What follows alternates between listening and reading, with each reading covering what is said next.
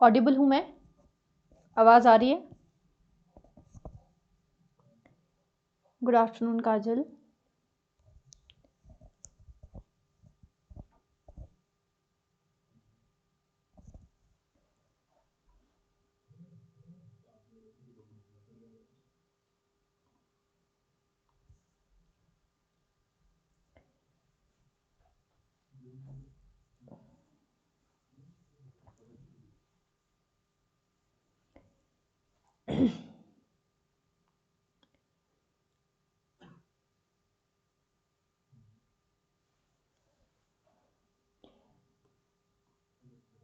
ठीक है जी, ऑडिबल हूँ। हमने लास्ट क्लास में ऑफ शूट्स कर रहे हैं हम कांगड़ा के। कांगड़ा का मोस्टली गुलेर ऑलमोस्ट ख़त्म हो चुका है। नूरपुर का थोड़ा सा भाग रहता है। सिब्बा, दतारपुर ये हमने डिटेल में कर लिए हैं। एंड कांगड़ा की हिस्ट्री भी हमने डेप्थ में कर ली है। ज्योग्राफी भी कवर हो चुकी है। कोई डाउट है उसमें तो आप पूछ सकते हो। पिछली क्लास से कोई डाउट है तो आप पूछ सकते हो।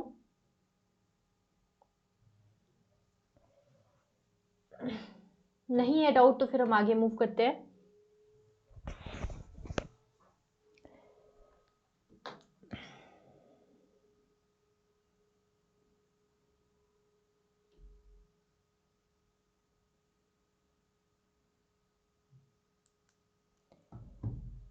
बता दीजिए सब लोग, डाउट है कुछ?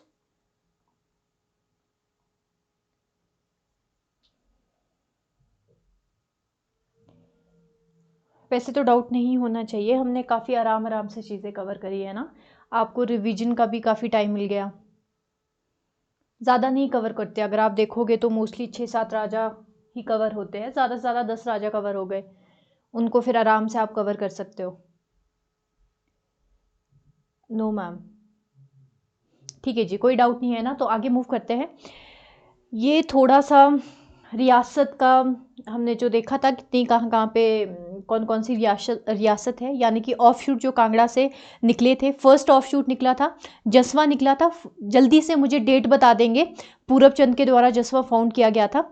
उसके बाद हमने गुलेर देखा, फिर सिब्बा देखा, फिर दतारपुर देखा। ये सीक्वेंस है। डेट वाइज देखें तो ये सीक्वेंस रहता है ऑफ शूट्स का।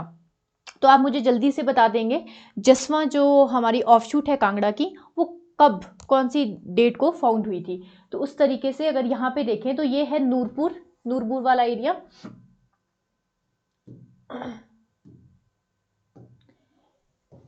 ये हमारा नूरपुर वाला एरिया हो गया। ठीक है जी। ये जसवा वाला एरिया हो गया। ये देखो कांगड़ा वाला। ठीक है, कांगड़ा के साथ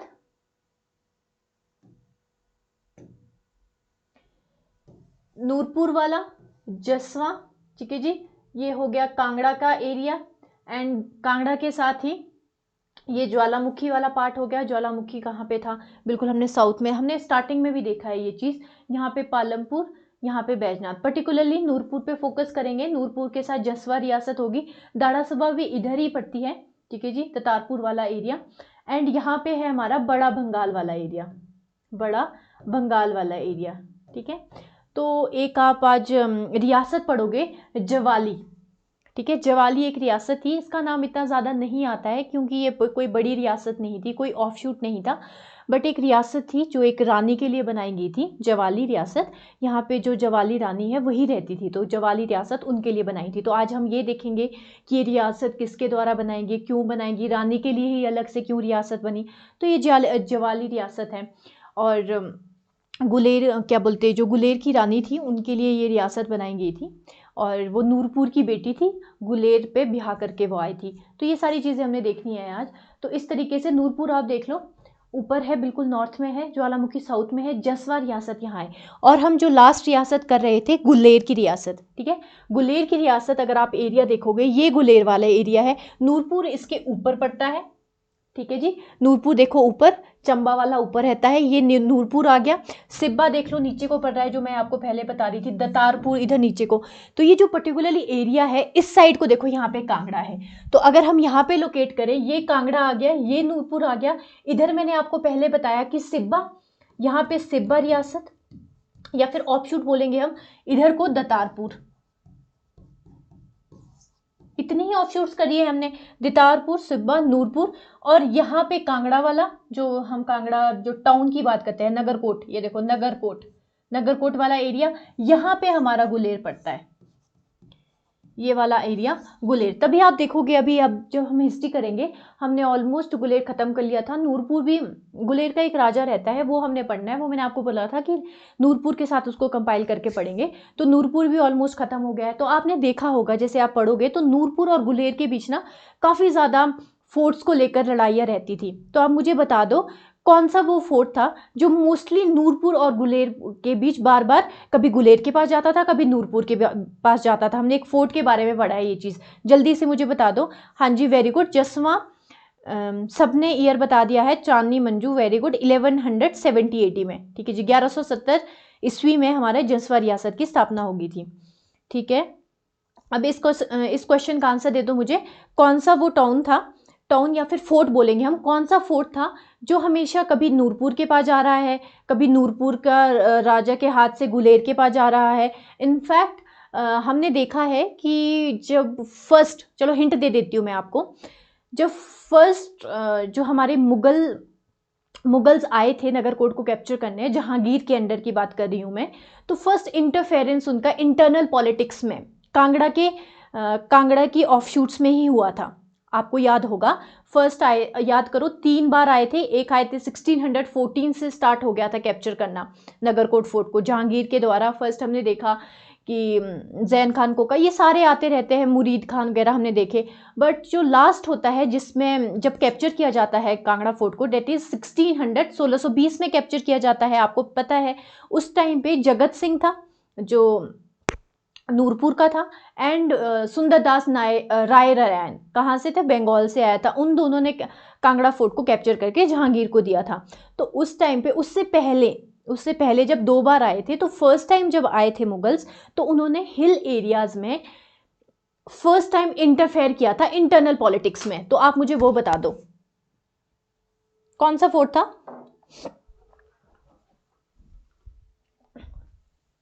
ठीक है जी, नहीं भी पता चलता है कोई बात नहीं, एंड ऑफ द लेक्चर हम उस चीज़ का आंसर करेंगे। सबके अलग अलग आंसर आ रहे हैं,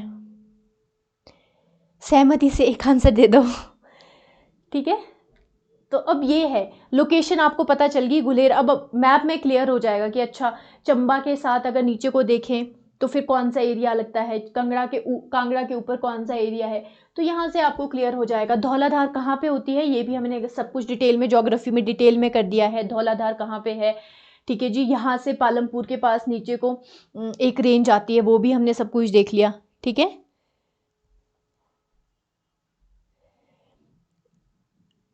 ये कह रहे हैं कि मैम याद नहीं आ रहा, रिवाइज करना पड़ेगा। तो आपको पता चल रहा होगा इन चीज़ों से कि भाई 1-2 बार पढ़ने से नहीं होगा। अगर हम सोच रहे हैं डिस्ट्रिक्ट हिस्ट्री एक बार पढ़ने से हो जाएगी, तो ऐसा तो नहीं होगा।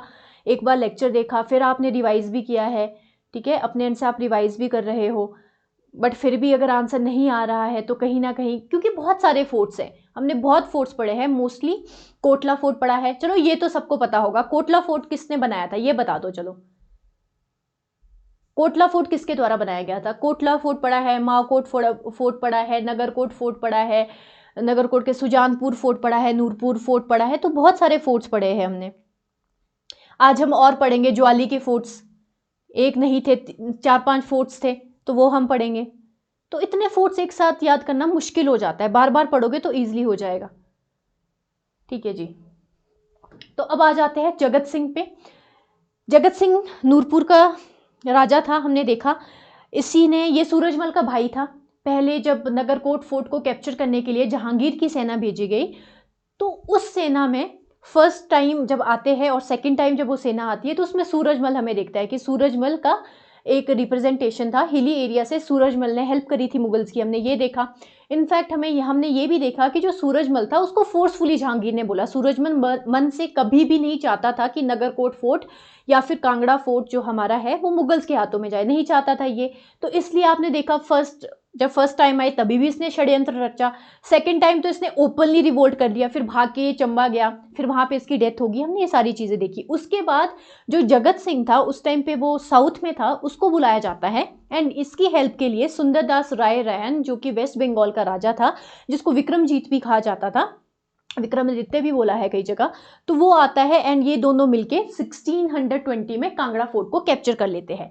ठीक है, राजा भी ये 1619 में ही बनता है जब सूरजमल की डेथ होती है। ये सारी चीज हमने देख ली, बट इससे पहले, ठीक है, इससे पहले ये एक्टिवली मुगल्स की हेल्प कर रहा था, नॉट एज अ राजा, राजा तो ये बाद में बना नूरपुरा का, बट एक्टिवली हेल्प कर रहा था, ये मुगल दरबार में होता था।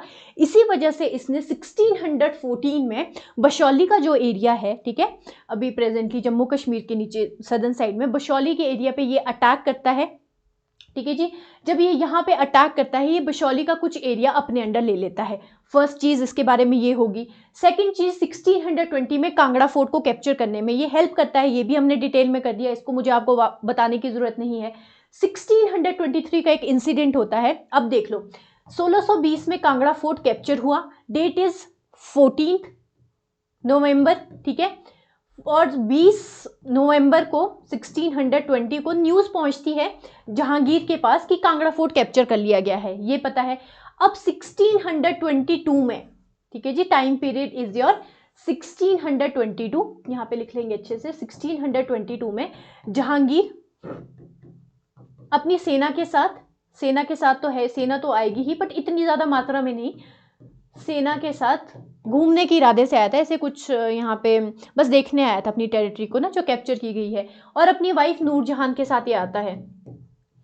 नूरजहान के साथ जब ये आता है तो इस एरिया की जो ब्यूटी है उसको देख के नूरजहान बहुत ज़्यादा इंप्रेस हो जाती है, बहुत ज़्यादा प्रभावित हो जाती है और चाहती है कि मैं अपने लिए यहाँ पे किला बनाऊँ, कि जब मेरा मन करे तो मैं यहाँ पे आ सकूं। तो इस वजह से ये जगत सिंह को बोलती है और कि आप मेरे लिए ऐसा ऐसा किला बनवाइए, पूरा अमाउंट फंड वगैरह सब कुछ जहांगीर के द्वारा दिया जाता है एंड यहाँ पे किला बनाने के लिए एक जगह ढूंढी जाती है और वहाँ पे प्रोसेस भी स्टार्ट हो जाता है किला बनाने का। अब जगत सिंह बेशक वफादार था, वफादार भी नहीं बोल सकते, इसको भी पता था क्योंकि मैं मुगल्स की हेल्प करूंगा तो इवेंचुअली गेन्स तो मुझे भी होंगे, लड़ाई करके कोई फायदा नहीं है। तो ये सोचता है कि अगर मुगल्स मेरी टेरिटरी में आने लग जाए तो मेरी बात कौन सुनेगा, सुपीरियर तो मुगल्स है, अगर ये यहाँ पे रहने लग जाते हैं तो मेरी पास कम हो जाएगी ऑटोमेटिकली, जितना दूर रहे उतना अच्छा है। तो ये प्लान करता है एक, इस किले को रोकने के लिए ये क्या करता है, जितने भी वहाँ पे कारीगर होते हैं जो किला को बना रहे होते हैं, वो उन लोगों को बुलाता है जिन्हों को गले की प्रॉब्लम होती है, गले के पास घेंगा हो जाता है ना, उनको सबको घेंगा होता है, ऐसे ढूंढ ढूंढ के लाता है, सबको घेंगा हो जाता है। फिर एक बार जब नूरजहां देख रही आती है अपना चेक करने कि कैसा मेरा किला बन रहा है, तो वो देखती है कि यहाँ पे जितने भी कारीगर है सबको ये प्रॉब्लम है कुछ गले की। तो वो जगत सिंह से पूछती है कि भाई ऐसा क्यों है, तो जगत सिंह बोलता है कि मैम, या फिर जो भी रानी साहिबा, मैम तो नहीं बोलेगा, रानी साहिबा, जो यहाँ पे ये जगह है, यहाँ का जो इन्वायरमेंट है, इसमें हवा में कुछ ऐसी विषाणु है या फिर बोल सकते हैं हवा में कुछ ऐसी दिक्कत है कि जो ज़्यादा टाइम तक यहाँ रहता है ना उसको ऐसे गले की प्रॉब्लम हो जाती है, इसलिए मैं भी यहाँ ज़्यादा देर तक नहीं रहता हूँ। ये बोलती है तो रानी घबरा जाती है, प्लान सक्सेसफुल हो जाता है एंड रानी आइडिया ड्रॉप कर लेती है यहाँ पे किला बनाने का। तो ये सिचुएशन थी। तो 1623 की ये कहानी है। यहाँ पे सिर्फ वैसे मैंने लिखा है just for the sake of reference कि हाँ नूरजहां, अब नूरजहां को हिंदी में भी आप ऐसे लिख लो तो नूरजहां ऐसे ही लिखेगा, हिंदी स्टूडेंट्स घबराएंगे नहीं, PDF आपको मेरे को पता है कि हम डिटेल में दे रहे हैं, PDF में तो पूरा हिंदी में होता है और बाकी क्लासेस भी हमारी हिंदी में ही रह रही है, ये सिर्फ रेफरेंस के लिए है, यहाँ पे आप देख सकते हो। ठीक है, मंजू कह रहे हैं आई थिंक रामचंद ने बनवाया था, थिंक नहीं बोलना है मंजू, चलो आप तो बीमार भी हो, आप तो रेस्ट करो, मैं तो आपको बोल रही हूँ क्लास भी क्यों लगाते हो आप, कि अभी टाइफाइड है, ये बात में ये फिर से रिलैप्स होता है, तो अभी तो आपको रेस्ट करना चाहिए। मंजू को छोड़ के चांदनी कह रहे हैं फिरोज शाह तुगलक ने, चांदनी ये आउट ऑफ कंटेक्स्ट है, फिरोज शाह तुगलक ने नहीं बनाया है। तो देखो अब यहाँ से क्या पता चल रहा है, यहाँ से जितने मैं रिव्यूज़ फीडबैक देख रही हूँ, मतलब आंसर्स देख रही हूँ यहाँ पे, तो मुझे पता चल रहा है कि रिवीजन की कमी है।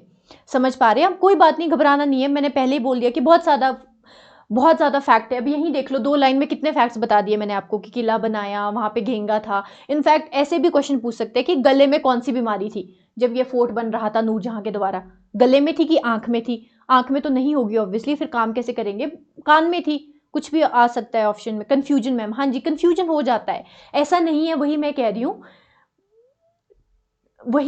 हूँ, कि ऐसा नहीं है कि आप नहीं पढ़ रहे या फिर आप क्लासेस नहीं लगा रहे, रेगुलरली आ रहे हो, रिवाइज कर रहे हो, टेस्ट दे रहे हो, बट कहीं ना कहीं ये है कि बहुत ज़्यादा फैक्ट्स है, तो फिर से रिवाइज करना है जाकर, अभी टाइम मिलेगा आपको। आज हमारा कांगड़ा खत्म हो जाएगा, कल से हमने मंडी स्टार्ट करना है, तो पिछला जितना भी होगा सारा रिवाइज कर लेना है एक बार। अभी फ्रेश है, अभी रिवाइज करोगे ना तो इजिली रिलेट कर पाओगे, फिर डाउट होगा तो कल पूछेंगे, ठीक है जी।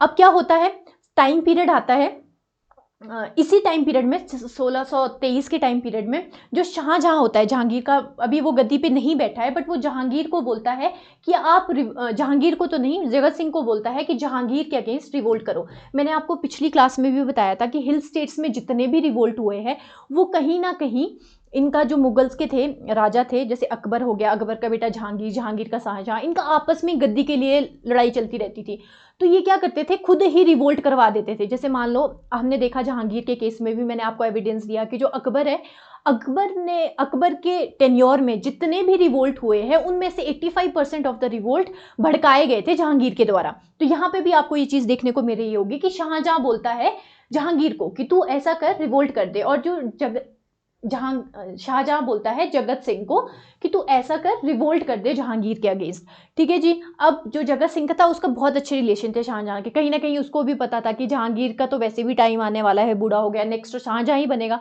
तो वो रिवोल्ट कर देता है। और उसको ये भी पता था कि अगर मैं जहांगीर के अगेंस्ट रिवोल्ट भी करता हूं तो कहीं ना कहीं शाहजहां तो मुझे बचा ही देगा।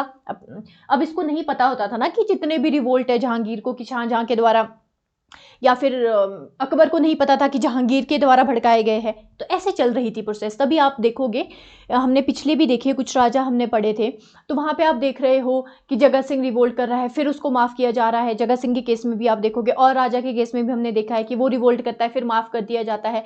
अब माफ़ करने का रीज़न यही है कि यहाँ पे अगर ये रिवोल्ट करता है तो शाहजहां को ये बोल देगा कि अपने पिताजी को बना ले, तो इस तरीके से चलती है, इंटरनल पॉलिटिक्स बोलेंगे इसको, ठीक है। अब क्या होता है, रिवोल्ट करता है जगत सिंह, रिवोल्ट कर देता है, टाइम पीरियड वही है, 1623 का ही टाइम पीरियड है।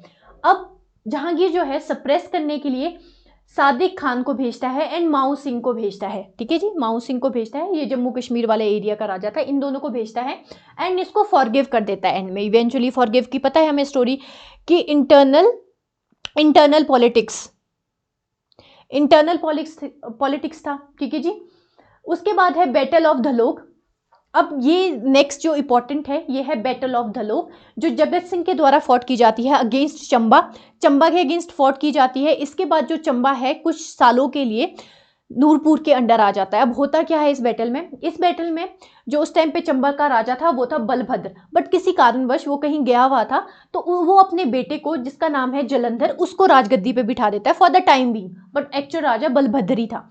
अब क्या होता है, टेरिटरी के लिए जो नूरपुर का राजा है वो अटैक कर लेता है, वो अपना टेरिटरी एक्सपैंड करना चाहता है, पावरफुल बनना चाहता है, उसको पता है मुगल्स का सपोर्ट तो मेरे पास है ही, तो वो अटैक कर लेता है जलंधर को। अब जब वो जलंधर को अटैक करता है, होती है बैटल का नाम है बैटल ऑफ धलोक, ठीक है। रिप्रेजेंट कर रहे हैं जलंधर एंड बिशंबर, दो भाई थे, जलंधर और बिशंबर दो भाई थे, ठीक है जी। तो यहाँ पे हो गए जलंधर, ये हो गए बिशंबर, ये रिप्रेजेंट कर रहे हैं चंबा को, एंड एक साइड है हमारे जगत सिंह। अब इस बैटल में क्या होता है, जो हमारा बिशंबर है उसकी डेथ हो जाती है, एक तो फर्स्ट चीज ये होती है बिशंबर की डेथ हो जाएगी, और जो जलंधर है वो बैटल से भाग जाता है, ठीक है, जलंधर बैटल से भाग जाता है। अब इसके बाद जगत सिंह सोचता है कि अब मैं क्या करूं, तो वो प्लान करता है, वो जलंधर को बुलाता है मुगल कोर्ट में दिल्ली में, और बोलता है कि पीस ट्रीटी साइन कर लेते हैं अब, ठीक है। तो ऐसे करते हैं म्यूचुअली कंसेंट से, थोड़ी टेरिटरी मुझे दे दो, नहीं तो फिर मैं और अटैक करूंगा, लॉस दोनों का है।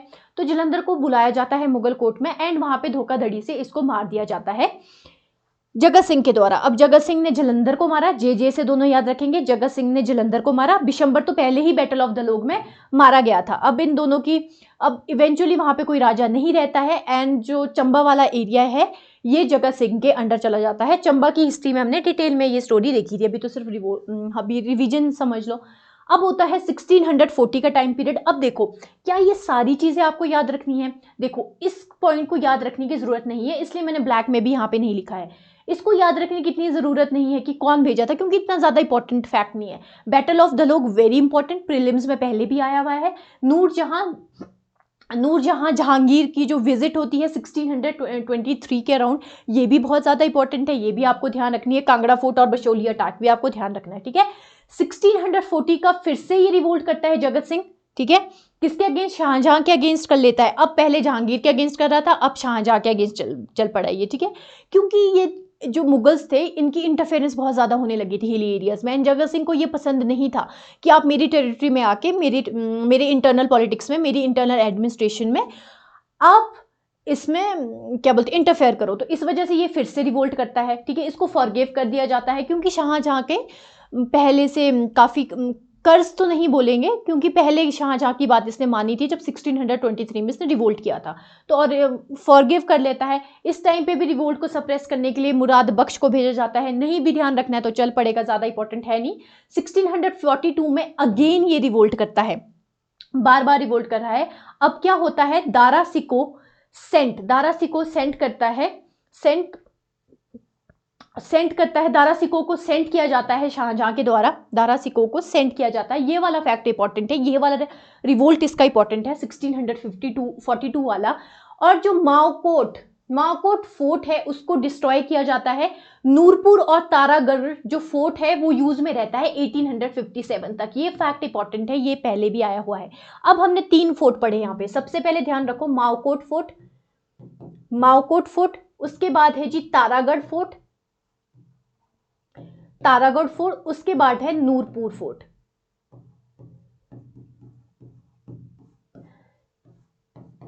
ठीक है, ये तीनों फोर्ट है, माओकोट,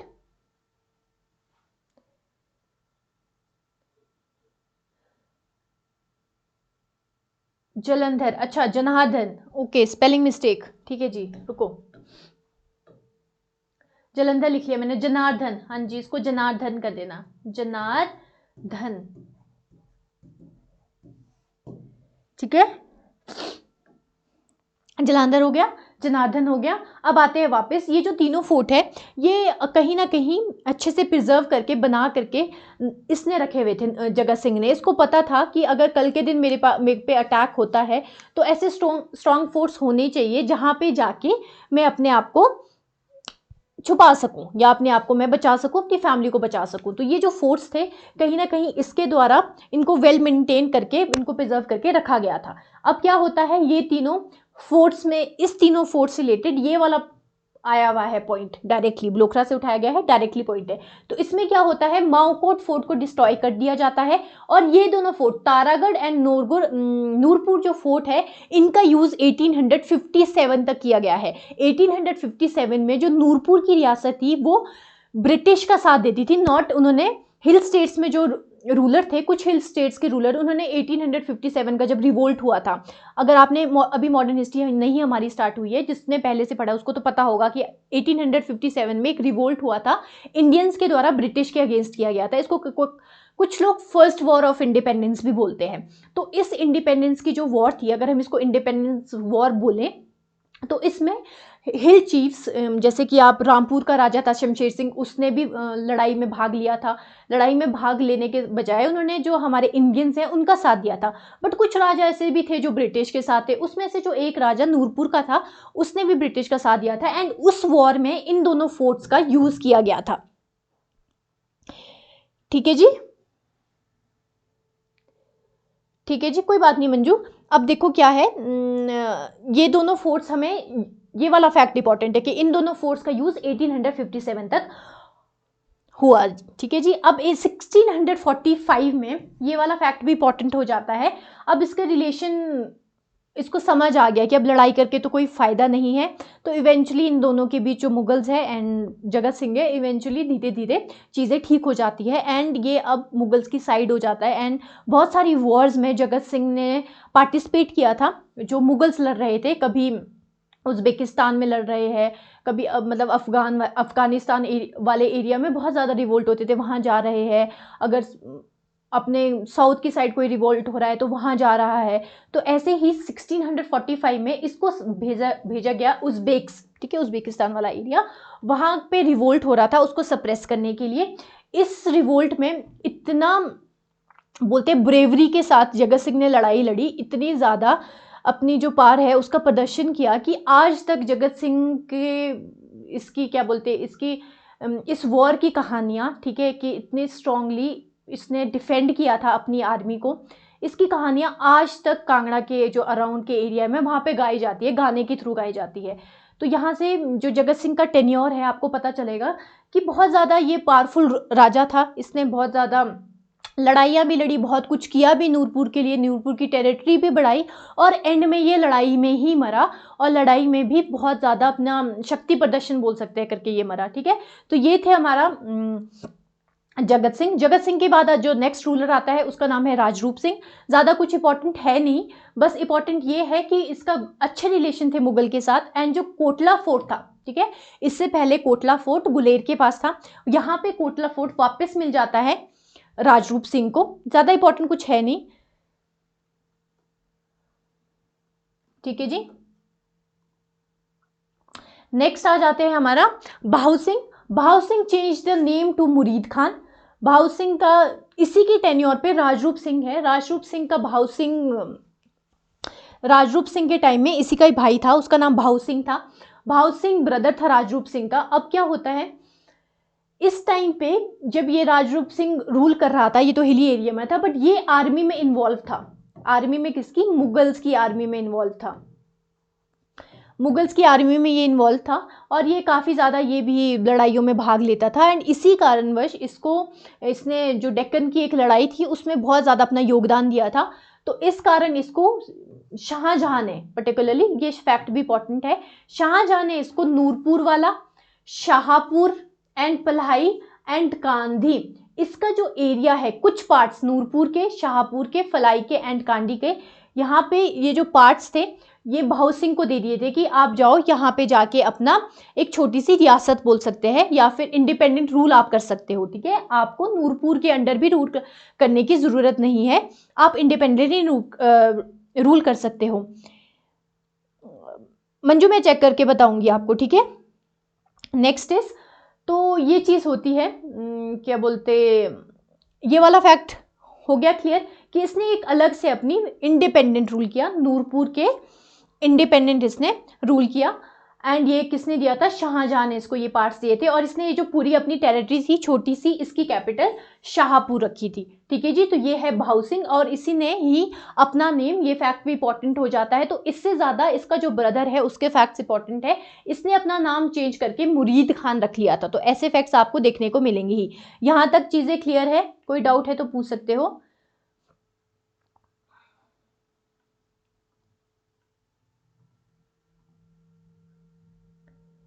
ठीक है जी, आगे मूव करें। नेक्स्ट है पृथ्वी सिंह। अब टेन्योर देख लो 1735 टू 89। इसके टेन्योर में वही सारी चीज़ें हुई है जो हमने पहले भी देखी थी कांगड़ा के टाइम, ठीक है। उस नया कुछ इसमें ऐड हुआ नहीं, जैसे कि 1748 टू 1767 अहमद शाह दुरानी का अटैक हुआ इंडिया के स्पेसिफिकली नॉर्थ की साइड। अब ये अहमद शाह दुरानी कौन था? दुरान एम्पायर है अफगानिस्तान का, मैंने बताया है आपको, वहाँ का इसको फाउंडर भी बोला जाते हैं, अफगानिस्तान, मॉडर्न अफगानिस्तान का। तो इसने काफ़ी अटैक्स किए थे। तो जब इसने अटैक्स किए तो जो टेरिटरी थी बहुत ज़्यादा प्लंडर हुई इसके टाइम पे। नेक्स्ट इज अदीना बेग खान, जो कि मुगल्स का एक गवर्नर था हिली एरियाज़ में, पर्टिकुलरली पंजाब में। तो यहाँ पे अदीना बेग खान ने ये जो एरिया है अपना नूरपुर वाला, इसको भी कैप्चर किया था। ऐसे कैप्चर तो नहीं कि यहाँ आके बस किया था, बट टैक्सेस लेते थे ये। Next is Jassa Singh Ramgarhia 1770। ये डेट लाइन इंपॉर्टेंट हो जाती है, इसको आप ध्यान रखेंगे। 1717 जस्सा सिंह रामगढ़िया के अंडर एरिया चला जाता है। हमें पता है कांगड़ा वाला एरिया भी गया था, नगरकोट फोर्ट तो नहीं गया था, बट इवेंचुअली कांगड़ा वाला एरिया, गुलेर वाला, सबकी एक ही कहानी रही है। जो एक्सेप्शंस है वो मैं आपको साथ में बता दूंगी, ठीक है। 1775 में जस्सा सिंह कन्हैया आता है, और ये जो टेरिटरी है नूरपुर वाली, ये इसके अंडर चल जाती है। तो ये टेन्योर, इसका टेन्योर ये है। एंड इसके बाद आपको पता है 1789 के अराउंड हमारा जो महाराजा, कहाँ गए, महाराजा संसार चंद, ठीक है, नजराना तुम्हारा, ये आगे का टाइम पीरियड चल गया, बट महाराजा संसार चंद जो कंटेम्प्रेरी थे, वो इसका पृथ्वी सिंह का कंटेम्प्रेरी था। तो महाराजा संसार चंद आप यहाँ पे लिख लेंगे, ठीक है। महाराजा संसार चंद इवेंचुअली जो एरिया है वो अपने अंडर ले लेता है, ठीक है जी। ज़्यादा कुछ इंपॉर्टेंट है नहीं, बस सीक्वेंस आपको ध्यान रखना है। अब देखो क्या होता है, बीर सिंह टाइम पीरियड देख लो 1789 टू 1815। अब मेरे को यहाँ पे आपको ज़्यादा बताने की ज़रूरत है नहीं, ये हमने पहले ही डिटेल में किया था कि क्या होता है यहाँ से यहाँ तक, बट फिर भी एक बार देख लो। टाइम पीरियड इज 18 क्यों लिखा है मैंने यहाँ पे, अच्छा ठीक है, इसको 16 कर दो, 16, ठीक है। नजराना तो महाराजा रंजीत सिंह। अब क्या होता है, अब जो एरिया है इवेंचुअली हमें पता है महाराजा रंजीत सिंह टाइम पीरियड देखेंगे 1804 में अटैक होता है गुरखस का। गुरखस के अटैक के बाद 1809 पे नगरकोट फोर्ट है वो इवेंचुअली महाराजा रंजीत सिंह के पास चल जाता है। ये गुरखस वाला टाइम पीरियड है, यहाँ पे महाराजा रंजीत सिंह के पास गया। अब इसके बाद क्या होता है, ये जो टाइम पीरियड है 1811 वाला टाइम पीरियड, ये पूरा एरिया 1811 तक पूरा का पूरा एरिया महाराजा रंजीत सिंह के पास चला जाता है। गुलेर से लेकर नूरपुर से लेकर सारे एरियाज महाराजा रंजीत सिंह के पास चल जाते हैं। मतलब इनडायरेक्टली अब महाराजा रंजीत सिंह कर लेंगे, ये सारी चीज़ें लेंगे। तो इस टाइम पे जो रूलर था उसका नाम है बीर सिंह। अब बीर सिंह ने क्या किया, सबसे पहले तो नजराना देना पड़ता था। नजराना is a form of tax, Maharaja Ranjit Singh को देना है, ठीक है जी। अब महाराजा रंजीत सिंह क्या करते थे, असेंबलीज बुलाते रहते थे, हिल रूलर्स की असेंबलीज बुलाते रहते थे, गैदरिंग बोल सकते हो आप, गैदरिंग बुलाते थे। इसी तरह की एक असेंबली सियालकोट में भी होती है। अब नेक्स्ट क्वेश्चन आपके लिए ये है, एक तो राजा था, अब सियालकोट में क्या होता है, सब हिली रूलर्स को बुलाया जाता है। क्वेश्चन इसके बाद आएगा, पहले सुनो। आपको पता है सियालकोट में असेंबली हुई तो सभी हिली रूलर्स को बुलाया। अब जब सब हिली रूलर्स को बुलाया तो दो हिल के जो राजा थे पूरे यहाँ पे अपना नूरपुर मतलब कांगड़ा हिल रियासत के जो दो राजा थे, एक तो था नूरपुर का राजा बीर सिंह जो वहां पे नहीं पहुंच पाया। दूसरा राजा कौन था बता दो, जो इस असेंबली में नहीं जा पाया, सियालकोट वाली। और ये प्रीलिम्स का क्वेश्चन है आपका, सियालकोट वाली असेंबली में जो राजा नहीं जा पाया उसका नाम बता दो मुझे।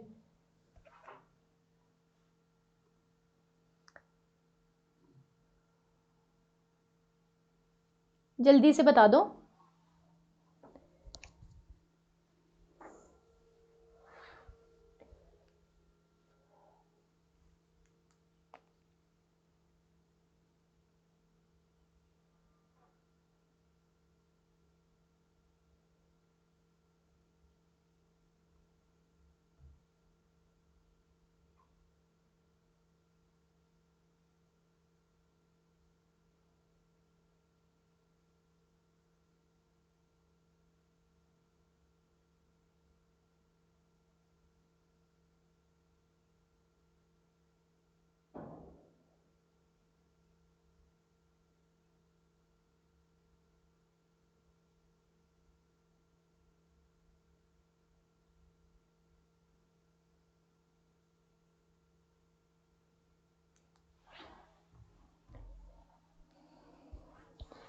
जल्दी से मंजू और कौन है, चांदनी, आंसर दीजिए। मंडी ईश्वरी सेन। क्या ईश्वरी सेन था? अब ये सियालकोट वाली असेंबली तो हम 4th टाइम कर रहे हैं शायद।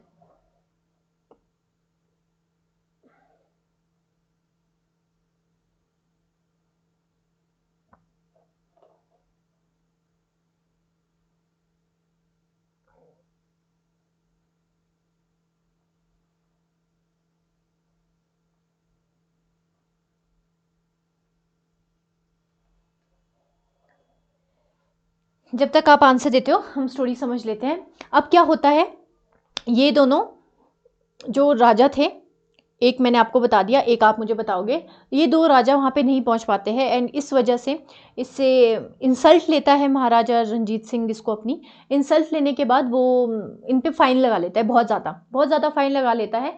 तो इवेंचुअली जो बीर सिंह था नूरपुर का राजा था, ये अपनी सारी चीज़ें बेच देता है, जितनी भी कलेक्ट की गई थी पूर्वजों के द्वारा, सोना चांदी सब कुछ बेच लेता है। फिर भी ये अपना जो फाइन है उसको पूरा नहीं कर पाता एंड इवेंचुअली ये रिवोल्ट कर लेता है। फिर कोई ऑप्शन नहीं होता क्योंकि अपनी टेरिटरी नहीं देना चाहता था ये। अब जब रिवोल्ट करते हैं तो महाराजा रणजीत सिंह पावरफुल राजा है तो ये इसको हरा तो देता ही है बट इसको कैप्चर करने की कोशिश करता है। ये क्या करता है फिर भागकर, इसको पता था अब कोई नहीं बचा है। अब आप ध्यान रखो 1809 में जहां पे हमारे रंजीत सिंह पावरफुल हो रहे हैं, साथ ही साथ ब्रिटिश भी अपना जो पैर है वो हिंदुस्तान की जमीन पे स्ट्रांग कर रहे थे। तो दोनों पार्टी स्ट्रांग हो रही है, तो इवेंचुअली ये इंग्लिश की टेरिटरी में चला जाता है, वहां पे शरण लेता है, कुछ टाइम वहां पे रुकता है, उसके बाद ये काबुल जाता है। ये सीक्वेंस पता होना चाहिए कि जाता कहाँ कहाँ है, ठीक है जी। काबुल जाता है बचने के लिए, ताकि इसको पकड़ ना पाए, और वहां पे ये क्या करता था, महाराजा रंजीत सिंह के अगेंस्ट छोटी छोटी टुकड़ियां बनाता था। समझो, एक आर्मी भी अपनी ये बना रहा था रिवोल्ट के लिए, कि मैं जाऊंगा वापस, फिर जाके मैं अपनी सेना बड़ी करके फिर से अटैक करूंगा। तो ये इसका प्लान था। अर्की में जाता है, 10 साल के लिए अर्की में रहता है, ठीक है। फिर वहां से भी जब पता चलता है, इसकी आइडेंटिटी रिवील हो जाती है, जब पता चल जाता है महाराजा रंजीत सिंह के जो वर्कर्स होते हैं उनके थ्रू पता चलता है कि वो वहां पे छुपा हुआ है, फिर इसको यहाँ से भी भागना पड़ता है। फिर कहाँ जाता है, ये चंबा जाता है जी। जो चंबा में इसने, चंबा की जो बेटी थी, पर्टिकुलरली जो चरहत सिंह की बहन के साथ इसने मैट्रिमोनी मतलब शादी की हुई थी, तो वहां जाता है। अब जो चरहत सिंह था वो क्या करता है, वो एक चीज उसको लगता है कि नहीं, ये ना एक तरह का बागी है, ये बागी है, जैसे B for Bir Singh, B for बागी, आप इस तरह से ध्यान रखो, बागी का साथ नहीं देना है इस तरीके से। तो इवेंचुअली चंबा में चरहत सिंह की मदद से महाराजा रंजीत सिंह इसको कैप्चर कर लेता है। 7 साल तक ये जेल में रहता है, एंड एंड में जो चरहत सिंह ही है वही फाइन देके, पैसे देके, जो बचते थे पेंडिंग अमाउंट, और साथ ही साथ जो इसको रिलीज करने का जो पैसा लग रहा था उसको देकर इसको जेल से निकाल देता है। तो ये था बीर सिंह के बारे में। तो बीर सिंह के बारे में सारे फैक्ट्स बहुत ज़्यादा इंपॉर्टेंट हो जाते हैं, पर्टिकुलरली चंबा वाला, अर्की वाला कि 10 साल तक वहाँ पे रहा, ये पूरा का पूरा, कि पहले इंग्लिश गया, फिर इंग्लिश टेरिटरी में गया, फिर काबुल गया, फिर अर्की गया, फिर 7 ईयर तक जेल में रहा, फिर इसको छुड़ाया किसने, जो चरहत सिंह है चंबा का, उसने इसको छुड़ाया, ठीक है।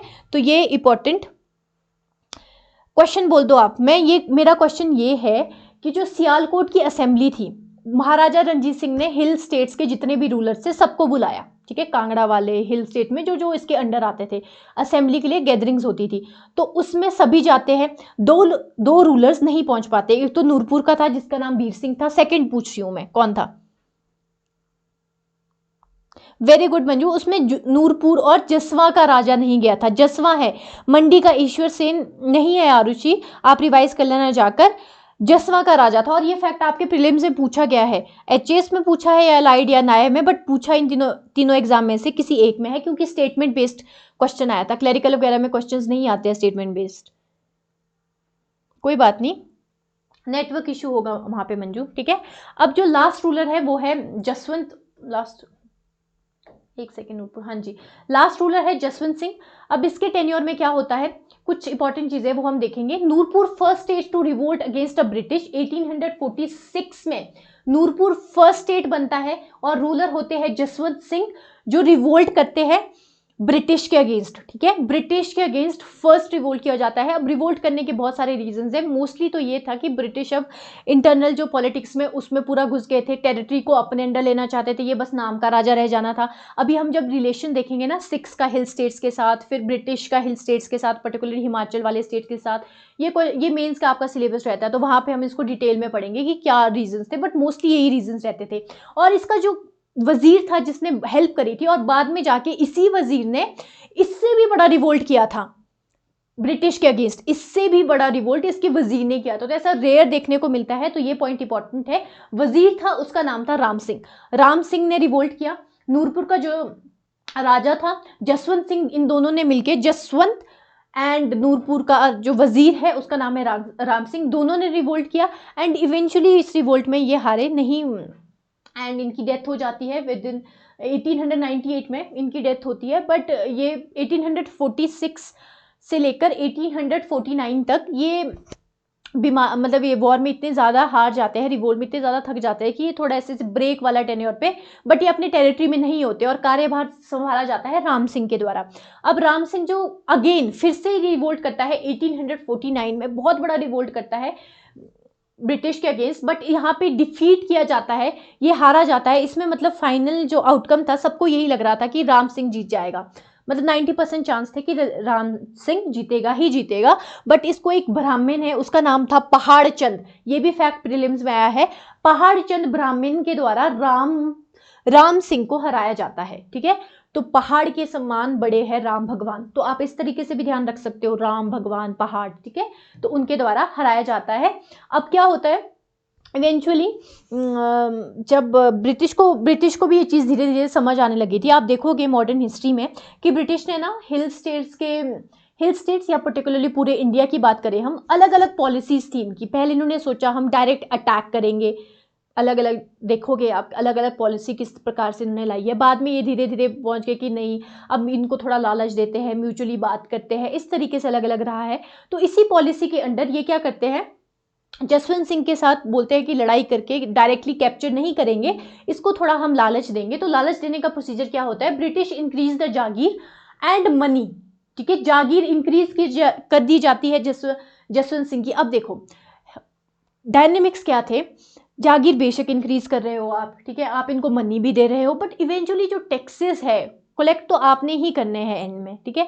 आप धीरे धीरे क्या कर रहे थे, ये अपना पैर जमा रहे थे ज़मीन पे, रिलेशंस अच्छे कर रहे थे। कुछ राजा के जो तो मान गए अच्छे रिलेशन से, पैसा जो लालच के अंडर आ गए उनको तो ईजिली इन्होंने अपने अंडर रख दिया। कुछ राजा के साथ फिर सप्रेस किया, अब इसने ईजिली मान लिया, तो इसने मान लिया कि ठीक है मुझे पैसे दे दो आप, ठीक है, और मनी दे दो। अगर यहीं पे ही कुल्लू का राजा होता, कुल्लू के राजा ने नहीं माना, तो कुल्लू के राजा अगेंस्ट था यहाँ पे।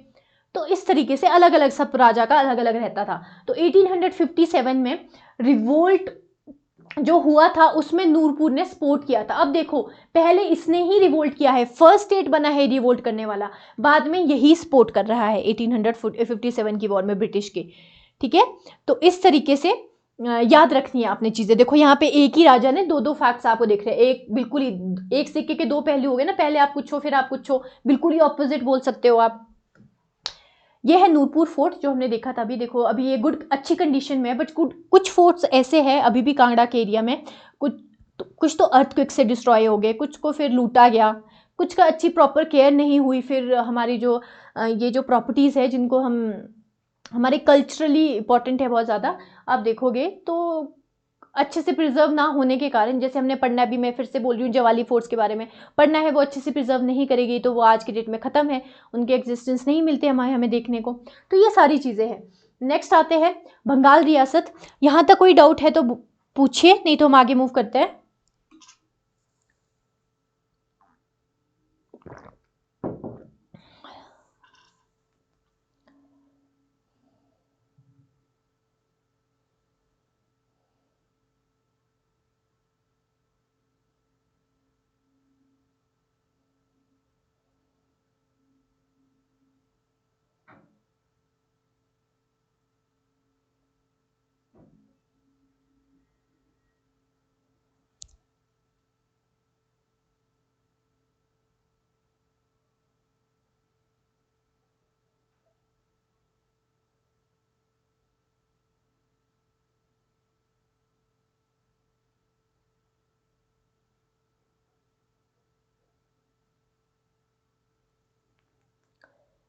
हाँ जी, धोखेबाज था वो, दोस्त था वो ना, और उसने मतलब उसने दोस्ती का मखौटा पहना था, ऐसे पुरानी कोई बचपन की दोस्ती नहीं थी।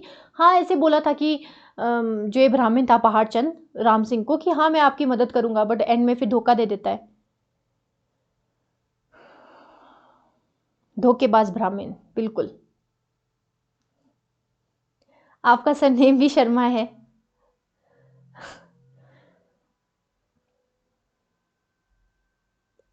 ठीक है जी, आगे चलते हैं। नेक्स्ट है बंगाल ऑफशूट। बंगाल जो ऑफशूट है इसके बारे में ज़्यादा कुछ इंपॉर्टेंट है नहीं, सिर्फ पृथ्वीपाल को छोड़ के यहाँ से कोई ऐसा डायरेक्ट आपको ये सारा क्राइम करने की ज़रूरत भी नहीं है। ये दो चीज़ें याद रख लेना, बट बाकी कुछ ऐसा इंपॉर्टेंट हुआ नहीं है इनकी हिस्ट्री में, ना हमें कोई एविडेंस मिले हैं। ठीक है जी, तो ये है बंगाल रियासत। अब देखो नेक्स्ट, जो बंगाल रियासत है ब्राह्मण के द्वारा फाउंड करी गई थी, जो अपने आप को चंद्रवंशी बोलते थे, ठीक है। अब चंद्रवंशी बोलते थे वो अलग एस्पेक्ट है, बट हमें पता भी कैसे चला है, जो पाल सरनेम होता है ये मोस्टली चंद्रवंशी जो रहे हैं उनके द्वारा पाल सरनेम यूज किया गया है। तो इस तरीके से अगर आपको पाल और भी कहीं देखने को मिल रहा है तो आप आइडिया लगा सकते हो कि चंद्रवंशी थे, ठीक है जी। जो उनकी क्लैन नेम थी वो है बधालिया, ठीक है, बधालिया यूज करते थे सरनेम। कैपिटल थी बीर भंगाल, तो एरिया है ये बीर भंगाल वाला, ये देखो जो मैं कह रही थी। नेक्स्ट क्वेश्चन आपके लिए ये है, यहां से हमने देखा है एक तो रावी रिवर का ओरिजिन होता है, नेक्स्ट एक और रिवर का ओरिजिन बताया था मैंने आपको इसी एरिया से, बंगाल वाली जो जगह है यहाँ पे हमने एक और रिवर का ओरिजिन देखा था जो जाके मंडी में जाती है। रावी तो मोस्टली सबको ही पता होगा कि रावी का ओरिजिन होता है, बट यहाँ से एक और रिवर का ओरिजिन होता है जो जाके मंडी में जाती है, वो बता दो मुझे। तो ये बंगाल वाला एरिया है जिसके बारे में हमने पढ़ना है। मैं हमेशा बोलती हूँ कि यहाँ पे इस साइड को मंडी पड़ गया, ऊपर को कुल्लू पड़ गया, इधर को चंबा है, एंड यहाँ पे चंबा, ये बाउंड्री एक बहुत ज्यादा इंपॉर्टेंट पॉइंट है, एक बाउंड्री की तरह काम करता है ये। ठीक है जी। नेक्स्ट है, ये पढ़ेंगे आप, बाय अ ब्राह्मण, चंद्रवंशी थे। ठीक है जी। अब क्या होता है, 1214 में मदन सेन थे, वो अटैक करते हैं। मैं फिर से कह रही हूँ ये इंपॉर्टेंट नहीं है। 1554 में साहिब सेन थे, मदन सेन सुकेत के, एंड ये भी सुकेत के, ये अटैक करते हैं। देखेंगे हमने मंडी ही करना है कल, बट इंपॉर्टेंट नहीं है ये, ऐसे याद करना है तो कर लो। 1637 में सूरत सेन ऑफ मंडी अटैक करते हैं। सेन मंडी और सुकेत में यूज किया जाता था। सूरत सेन ऑफ मंडी अटैक करते हैं। यहाँ पे बंगाल वाला जो एरिया है 30 to 40% मंडी के अंदर चला जाता है। ठीक है जी। नेक्स्ट रूलर इंपॉर्टेंट है, वो है 1720 में पृथ्वीपाल। अब देखो यहाँ पे आप देखोगे ना एक चीज, मंडी के साथ बहुत ज्यादा कंफ्लिक्ट रहा है बंगाल वाला ये एरिया लगता था ना, तो मंडी के साथ बहुत ज्यादा इनका कंफ्लिक्ट रहा है। मंडी, अब हमीर, ये हमारा ये पूरा मंडी का इस तरीके से आता है, हमीरपुर हमारा यहाँ रह जाता है, तो यहाँ पे कंफ्लिक्ट के चांसेस बहुत ज़्यादा कम हो जाते हैं। ऑब्वियसली जो लड़ाइयाँ होती थी ना पास में, इसलिए थोड़ा यहाँ पे आप एलिमिनेशन मेथड भी लगा सकते हो कि ऊना तो बहुत नीचे पड़ जाएगा तो उसके राजा के साथ तो होएगा नहीं। अब बंगाल के राजा का कोई कंफ्लिक्ट तो मोस्टली वही होगा ना जहाँ पे बाउंड्री शेयर करती है। पहले क्या होता था, बाउंड्रीज के ऊपर यानी कि एरियाज के ऊपर ही ज़्यादा लड़ाइयाँ होती थी। कुछ और पर्सनल इश्यूज रहेंगे वो अलग है, बट मोस्टली, और इनके जो मैट्रिमोनियल अलायंसेज होते थे वो भी नज़दीक नज़दीक में ही होते थे। अब ज़्यादा दूर दूर में तो नहीं होंगे ना, तो उस टाइम पे नज़दीक नज़दीक ही इनके मैट्रिमोनियल अलायंसेज होते थे। तो सारे जो मन मुटाव है, अच्छा बुरा, सब कुछ आसपास के राज्यों के साथ ही हो रहा है। ठीक है। ब्यास नहीं है, चांदनी।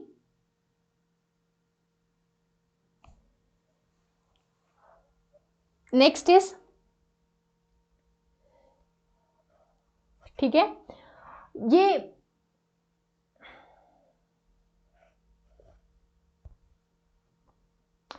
अब जो नेक्स्ट हमारा वो है टाइम पीरियड है 1720 का टाइम पीरियड है। थोड़ा मुझे एक बार ब्लैक बोर्ड लेने दो।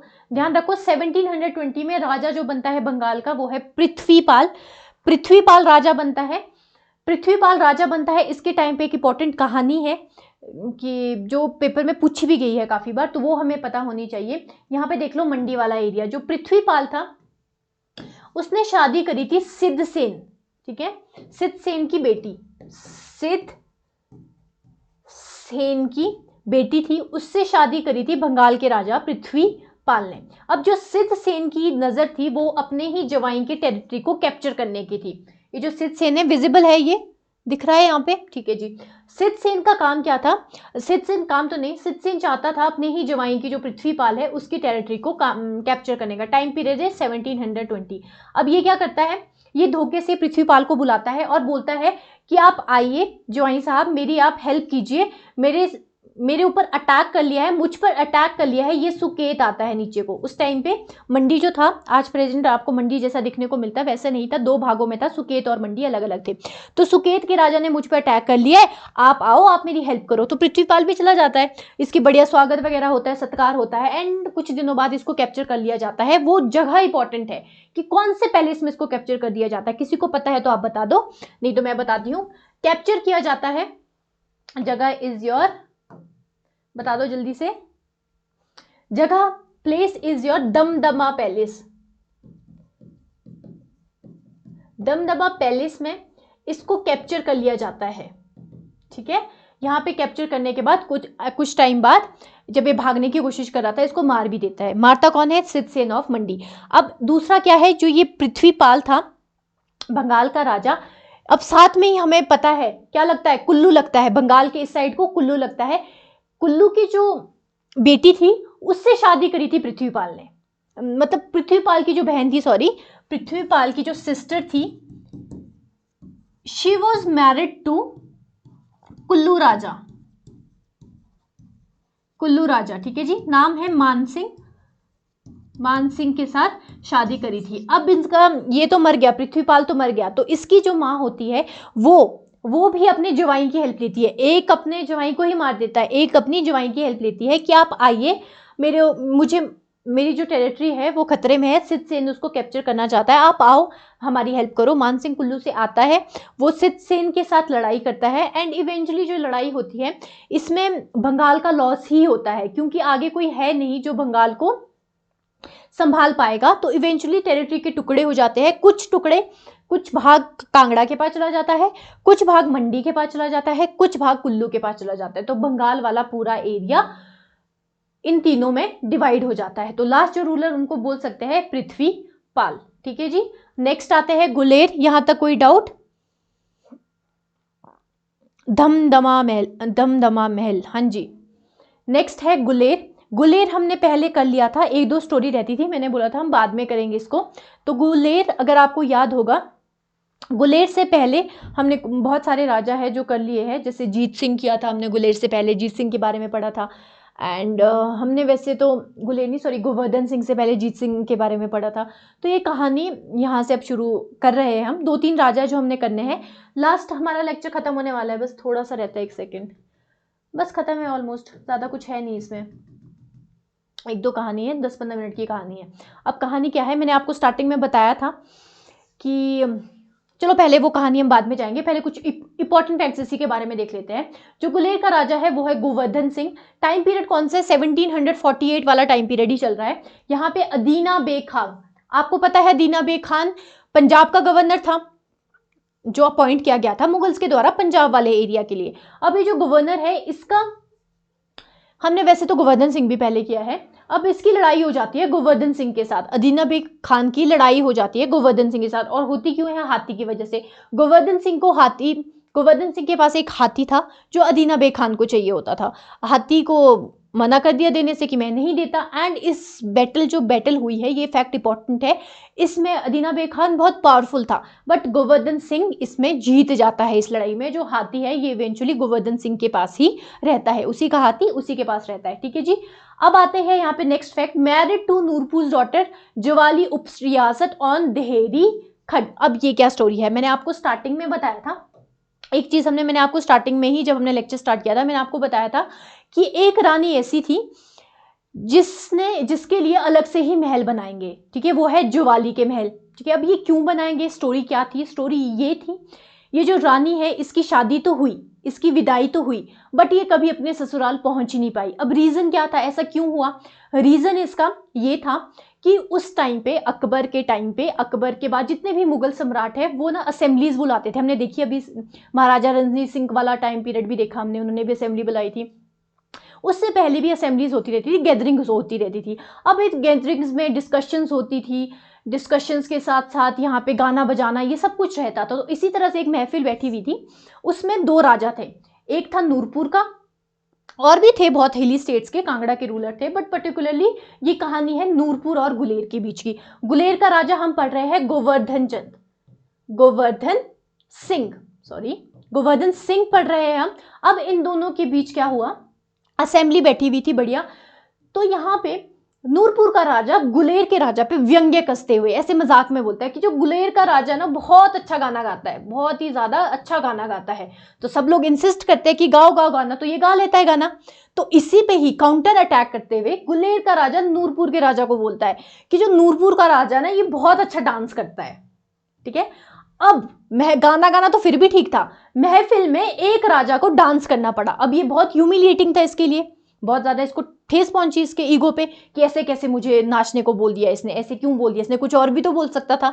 अब क्या होता है, इसके मन में ये बात बैठ जाती है कि मेरे को तो लेना है बदला, जो मेरे डिसरिस्पेक्ट हुआ है उसका मुझे बदला लेना है। अब कैसे लिया जाए बदला? तो ये क्या करता है नूरपुर का राजा, ये बोलता है गोवर्धन सिंह के जो फादर साहब थे उनको बोलता है कि मेरे को आपके बेटे के साथ, गोवर्धन सिंह के साथ मुझे क्या करनी है, अपनी बेटी की शादी करवानी है।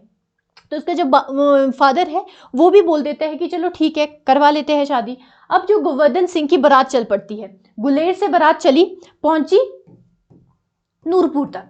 ठीक है, अब यहाँ पे शुरू हो जाता है कि अब मैं भी इनकी जो मेरी इज्जत मिट्टी में मिलाई थी, मैं भी इज्जत मिट्टी में मिलाऊंगा। ये बोलता है ठीक है, बारात तभी गेट से अंदर जाएगी जब ये जो घोड़ी है, ठीक है, गोवर्धन सिंह की जो घोड़ी है, ये खूंटे को तोड़ेगी। खूंटा होता है जहां पे घोड़े को बांधा जाता है।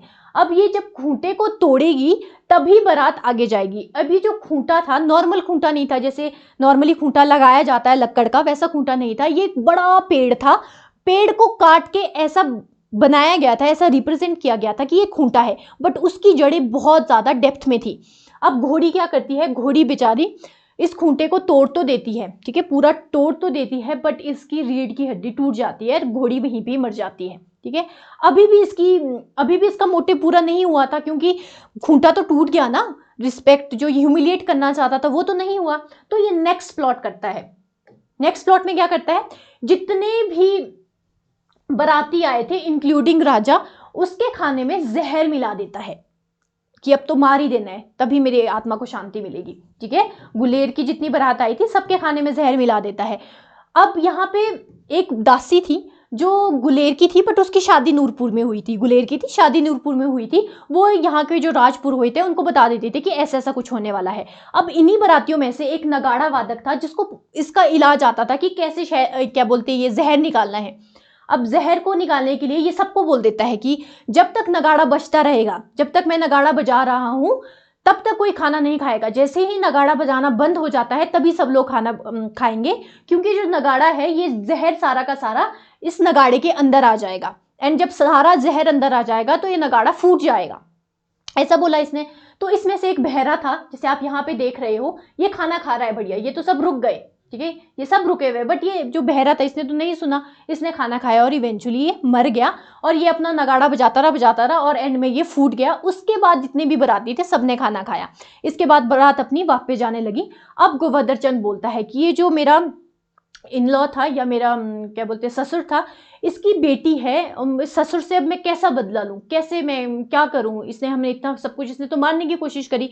तो ये डिसाइड करता है कि जो मैं इसकी बेटी लाया हूं इसको मैं अपनी रियासत में नहीं ले जाऊंगा। ये मेरी बीवी तो बन गई है, बट मैं इसको अपनी बीवी का, अपनी वाइफ का दर्जा नहीं दूंगा। तो उसके लिए रास्ते में ही, ठीक है, गुलेर के रास्ते में ही एक जगह आती है देहरी खड्ड के पास, ठीक है। देहरी खड्ड के पास जवाली रानी थी, रानी का नाम था।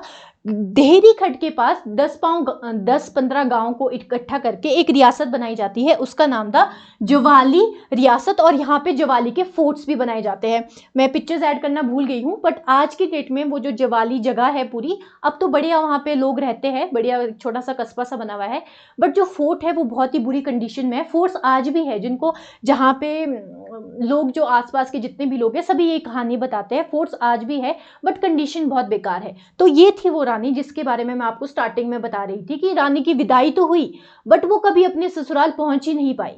रास्ते में उसके लिए रास्ते में ही एक जगह ऐसी बना दी गई। तो ये कहानी है ज्वाली फोर्ट्स की, जो गोवर्धन चंद के टाइम पे बनाए गए थे, ठीक है। लास्ट जो हम देखेंगे इसके बाद रूलर है वो है प्रकाश सिंह। लास्ट तो नहीं, लास्ट से पहले प्रकाश सिंह।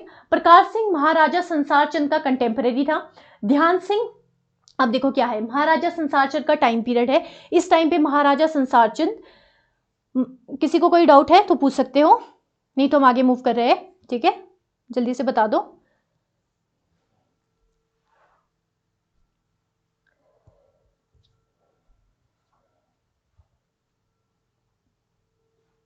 गवर्नर ऑफ जुलंधर दवाब, उसके पिता ने ही उसका घर उजाड़ दिया। हाँ जी, बोल सकते हो आप। पिता तो कभी घर बसाना ही नहीं चाहता था ना, उजाड़ेगा क्या, वो तो अपनी ईगो को सेटिस्फाई कर रहा था, ठीक है जी। अब आते हैं महाराजा संसार चंद पे। आपको पता है जब महाराजा संसार चंद ने नगर फोर्ट ले लिया तो अपनी जो बोल सकते हैं अपनी पार की चरम सीमा पे था वो, उस बहुत ज्यादा पावरफुल था। तो उसने क्या किया, उसने गुलेर की जो रियासत है उसको कैप्चर करने की कोशिश करी होगी ऑब्वियसली। अब जब उसने ऐसा कुछ किया था तो उस टाइम पे जो रूलर थे वो थे प्रकाश सिंह। तो प्रकाश सिंह के टाइम कैप्चर कर लिया था गुलेर, 80-90% कैप्चर कर लिया गया था। बट जो ध्यान सिंह है, ध्यान सिंह अभी भी वो प्रकाश सिंह का हाथ छोड़ देता है और ध्यान सिंह चल जाता है कोटला फोर्ट को, और कोटला फोर्ट में अपने आप को इंडिपेंडेंट घोषित कर लेता है। तो ये ध्यान सिंह जो वजीर था, इसकी पार हमें यहाँ से पता चलती है कि गुलेर को कैप्चर कर लिया महाराजा संसार चंद ने, बट ये कोटला फोर्ट को कैप्चर नहीं कर पाया जो ध्यान सिंह के अंडर था। तो ये इंपॉर्टेंट हो जाता है आपको। नूरपुर के राजा का नाम इंपॉर्टेंट, नूरपुर के क्या कह रहा है मैं नहीं समझ पाई मंजू, ठीक है, ध्यान सिंह, वजीर, कोटला फोर्ट, ठीक है जी। तो कोटला फोर्ट इन्हीं के अंदर रहता है। नेक्स्ट इज योर भूप सिंह। भूप सिंह का टाइम पीरियड इज 1790 टू 1820। अब इस टाइम पीरियड में आपको पता है क्या क्या हुआ, गोरखास के अटैक हुए, गोरखास के अटैक के बाद महाराजा रंजीत सिंह ने ज्वालामुखी की ट्रीटी साइन करी, वो हमने कांगड़ा में सब देख लिया है पहले। तो अब इस टाइम पे महाराजा संसार चंद है, उसने गुलेर को पूरा का पूरा कैप्चर कर लिया था, इंक्लूडिंग अपना कोटला फोर्ट वाला एरिया। अब आते हैं नेक्स्ट स्टोरी इज 1809 में महाराजा रंजीत सिंह राजा बन जाते हैं। इसी टाइम पीरियड पे महाराजा रंजीत सिंह 1809 में आप देखोगे कि नूरपुर वाला एरिया, जसवा, दतारपुर, ये सारे के सारे महाराजा रंजीत सिंह के अंडर चले जाते हैं। जो गुलेर का एरिया है वो जाता है 1811 में। ये फैक्ट पहले प्रीलिम्स में पूछा गया है, ये ध्यान रखो। गुलेर का एरिया जाता है 1811 में। अब इस टाइम यहाँ 3 सालों में क्यों नहीं गया, रीजन था जो भूप सिंह था, भूप सिंह को का रिलेशन महाराजा रंजीत सिंह के साथ बहुत ज्यादा अच्छे थे। ये महाराजा रंजीत सिंह भूप सिंह को बाबा कह के बुलाता था, बट बाद में इस अपने मोटिव्स, इसका जो लालच था बहुत ज़्यादा बढ़ गया महाराजा रंजीत सिंह का, एंड ये क्या करता है, भूप सिंह को बुलाता है लाहौर। महाराजा रंजीत सिंह लाहौर से उस टाइम पे गवर्न करता था। लाहौर बुलाता है कि आप आइए, एंड रीज़न वही कि मेरे ऊपर साथ वाली टेरिटरी से अटैक हो गया है, तो आप आओ बाबा, बाबा कह के नहीं बुलाता था, आप अपनी आर्मी लेकर आओ। क्या बोला, आप अपनी आर्मी लेकर आओ क्योंकि यहाँ पे जंग छिड़ गई है, ठीक है। अब इतना तो है नहीं, बाबा कह के बुला रहा है, ऐसा तो है नहीं कंफर्म करेगा फोन पे, फोन तो होते नहीं थे कि हाँ जी बॉल हुई है कि नहीं हुई है। विश्वास था ये भी चले गए अपनी आर्मी लेके। पीछे जो हमारा पूरा का गुलेर वाला एरिया है वो खाली पड़ गया, और जैसे ही गुलेर का एरिया खाली मिला महाराजा रंजीत सिंह को इसने कैप्चर कर लिया, और इसको मारा नहीं भूप सिंह को, इसको बाद में कैप्चर करने के बाद इसको छोड़ा, एंड इसको छोटी सी रियासत दे दी। रियासत तो क्या, थोड़े बहुत पैसे गुजारे लायक, और 2-4-5 गांव इसके अंडर कर दिए और बोला कि आप वहां से रूल करो। तो ये फैक्ट बहुत ज्यादा इंपॉर्टेंट है, इसको आप ध्यान रखेंगे। Next is your Shamsher Singh. Shamsher Singh के टाइम, अब देखो 1846 का टाइम पीरियड है, 42 के अराउंड ये यहाँ पे देखो कब हुई थी डेथ, 1820 में डेथ होती है। बीच में जो एक राजा है वो इंपॉर्टेंट नहीं है, तो 1848 का टाइम पीरियड है। ये राजा 1838 के अराउंड मिल गया था। नोट्स में मैंने डिटेल में इनके टेन्योर वगैरह मेंशन किए गए हैं, बट इतना टेन्योर याद रखने की कोशिश मत करना। स्टार्टिंग में पूछा था बच्चों ने, काजल ने भी पूछा था शायद, कि क्या बोलते, जो ये सारी डेट्स याद रखनी होती है, नहीं, जैसे आप रिलेट करोगे ना चीज़ें, सीक्वेंस ध्यान रखोगे महाराजा रंजीत से, तो ऑटोमेटिकली आपको ध्यान रहेगा कि जो जैसे इंपॉर्टेंट राजा है महाराजा संसार चंद के टाइम आसपास के क्या रिलेशंस रहे, वो इंपॉर्टेंट राजा है, मेंस में वहाँ से डायरेक्ट क्वेश्चन आया है। तो जो आसपास के राजा है, क्या स्टोरीज, वो आपको इंटरलिंक्ड होनी चाहिए। साथ के राजा से क्या स्टोरीज बनती है, क्या रिलेशंस रहे, वो इंपॉर्टेंट हो जाते हैं।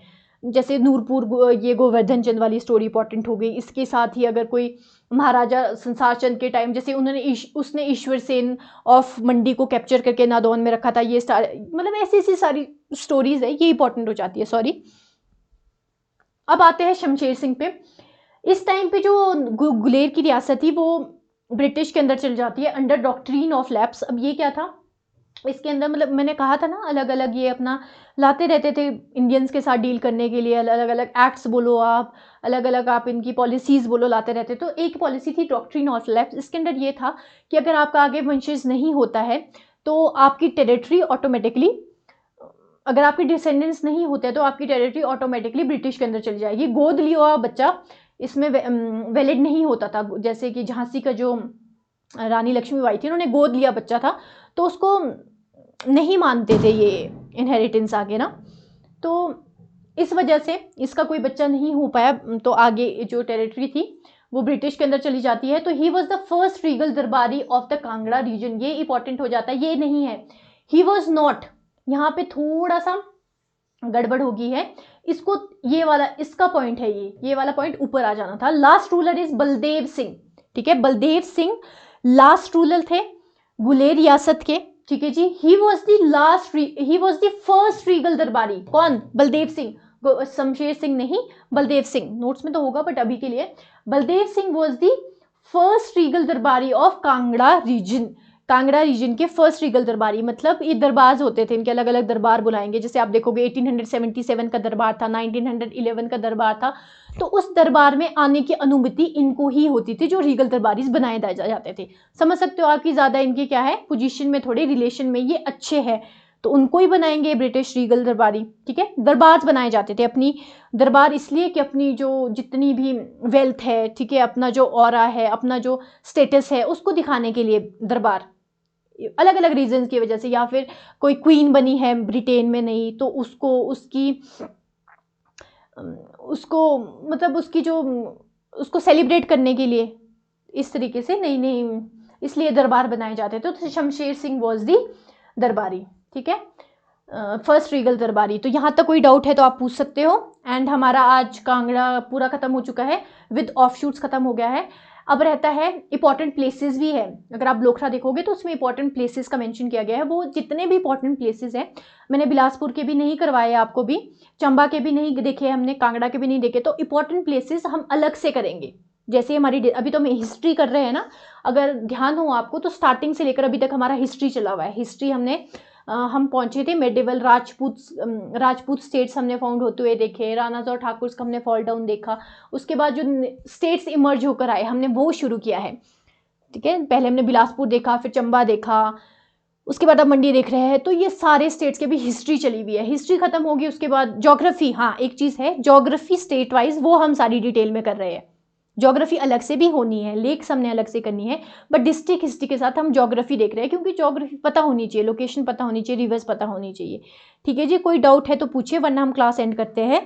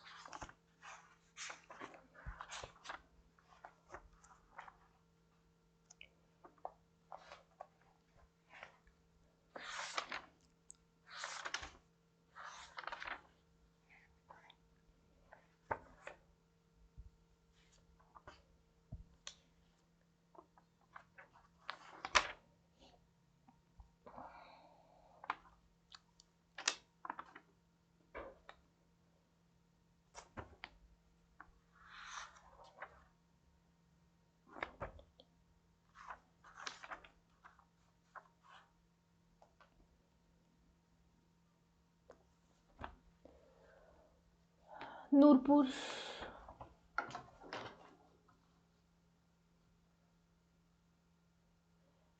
मंजू, नूरपुर के राजा का नाम, अच्छा वो जवाली वाला दयादाता था उसका नाम, मंजू।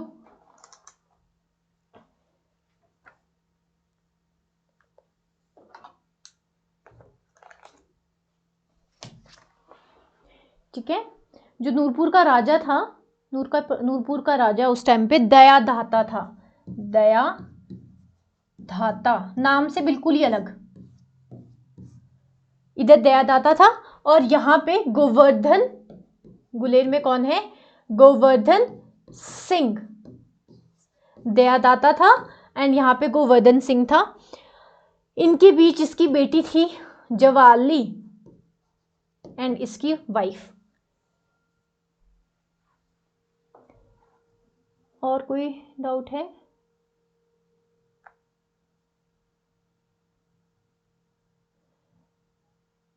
जवाली रानी के हस्बैंड का नाम तो मैंने बताया था ना, गोवर्धन सिंह। हाँ जी, काजल ने जैसे बोला गोवर्धन सिंह। ठीक है जी, कोई डाउट है? वो रामपुर वाला मैं बताती हूँ आपको कल ना।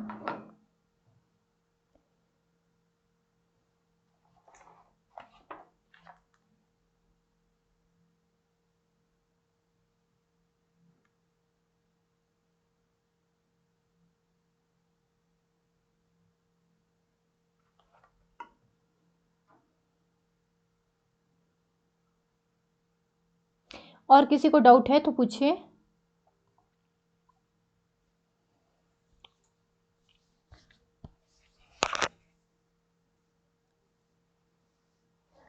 कोई बात नहीं, ठीक है जी, फिर क्लास एंड करते हैं। Take care, okay.